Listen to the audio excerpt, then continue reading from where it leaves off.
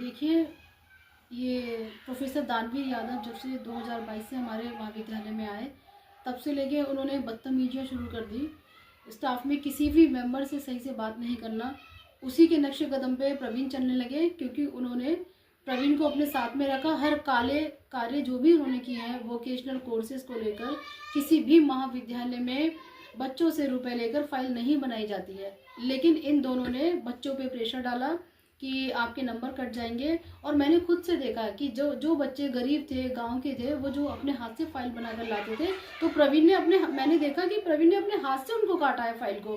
कि और उन्होंने एक व्यक्ति जिसका नाम आकाश गुप्ता है और एक लड़की जिसका नाम माहिन है, उन दो लोगों को रखा जिनकी क्वालिफिकेशन नहीं है कि वो वोकेशनल कोर्सेज की फाइल बनवाएं और उन्हें जांच करें।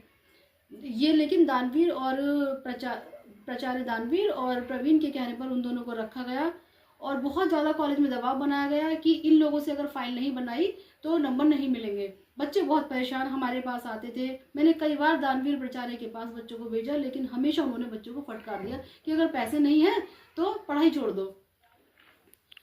कॉलेज में बच्चों के जब परिजन मिलने के लिए आते हैं, ये देखने के लिए कि फीडबैक लेने के लिए कि हमारा बच्चा कैसे पढ़ाई कर रहा है, तो भी दानवीर ने उनको कई बार बहुत तेजी से गुस्से से लताड़ा है कि यहाँ पे सिर्फ स्टूडेंट आएगा और कोई नहीं आएगा।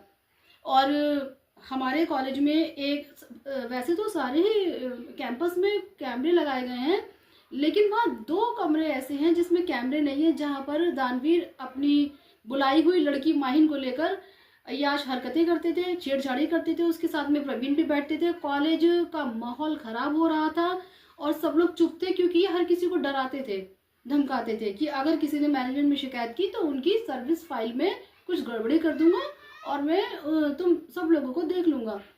यह देखकर हम लोग बहुत परेशान हुए और मेरे साथ खुद मैं तो भुक्तभोगी हूँ जो उन्होंने मेरे साथ में किया। मुझे 21 फरवरी 2023 को जब गेस्ट हाउस में मीटिंग के बहाने बुलाया और शराब रखी हुई थी, प्रवीण वहाँ पर बैठे हुए थे, वहाँ और कोई व्यक्ति था ही नहीं। उन्होंने शराब के नशे में मेरा बलात्कार किया और उसके बाद दोनों ही हंस रहे थे राक्षस। मैं तेजी से भागी वहाँ से। फिर मैंने कहा कि मैं तुम लोगों के प्रशासन से शिकायत करूँगी। तब से लेके मेरे ऊपर और अत्याचार करने शुरू कर दिए। मेरे एग्जामिनेशन में ड्यूटी नहीं लगाई गई, मुझे परेशान किया गया। मुझे बात बात पे दानवीर ने बार बार बोला कि तुझे तो मैं तेरी तो महिला नौकरी खा जाऊँगा, तुझको तो मैं कॉलेज से निकाल कर दम लूँगा। मुझे जाति सूचक शब्दों से भी उसने कई बार बोला। मैं खून का घुट पीकर रह गई, लेकिन मैंने कोई अवहेलना नहीं की किसी भी चीज़ की।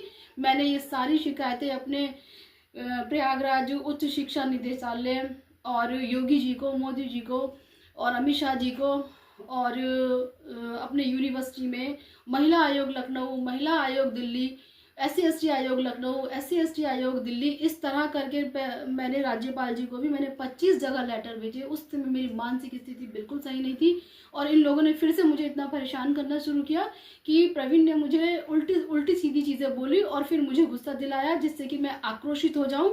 जैसे ही मैंने बोलना शुरू किया, छोटे से कमरे में बैठी हुई माहिन, जिसको प्राचार्य और प्रवीण बुलाते थे, उसको एकदम से बोलते हैं कि माहिन इनकी वीडियो बनाओ। उस लड़की ने वहां बैठकर मेरी वीडियो बनाई और यही वीडियो उन्होंने सभी जगह हाईलाइट कर दी, जिससे कि जो भी कोई परेशानी हो वो मेरे ऊपर आए, क्योंकि राक्षस दोनों बचना चाहते थे। लेकिन मैंने सारे साक्ष्य जुटा लिए। मैं महिला आयोग गई, मैंने कई चक्कर लगाए हैं। मैं दिसंबर से बहुत परेशान हूँ। एक बार मेरे दिमाग में ये ख्याल आया कि मैं आत्महत्या कर लूँ, क्योंकि इन दोनों राक्षसों ने मेरा जीना हराम कर दिया था। मैं महाविद्यालय में स्टाफ के किसी व्यक्ति से बात नहीं कर सकती थी। मैं किसी से खड़े होकर बात करती थी, तभी दानवीर आता और इस तरह से बोलता, जाइए जाइए अपने डिपार्टमेंट में जाइए, इससे बात मत कीजिए। मैं बहुत परेशान हो गई थी, मैं डिप्रेशन में आ गई थी। तब जाके मैंने ये सब जगह लेटर भेजे और अब सुनवाई भी हो रही है।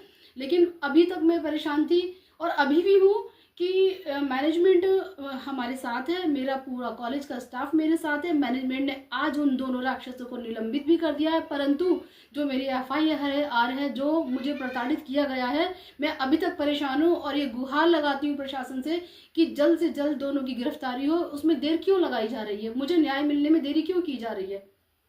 तो क्या कहना चाहेंगे आज जिस तरीके से सस्पेंड किया गया है, उन्हें निलंबित किया गया है, तो क्या कहना चाहेंगे आप? महाविद्यालय में खुशी का माहौल है, बच्चों में खुशी का माहौल है और मैं खुद सोच रही हूँ कि सत्य को आप पराजित नहीं कर सकते। अब ये दोनों निलंबित हो गए तो मैं प्रशासन से यही मांग करती हूँ कि इन दोनों की गिरफ्तारी जल्द से जल्द हो।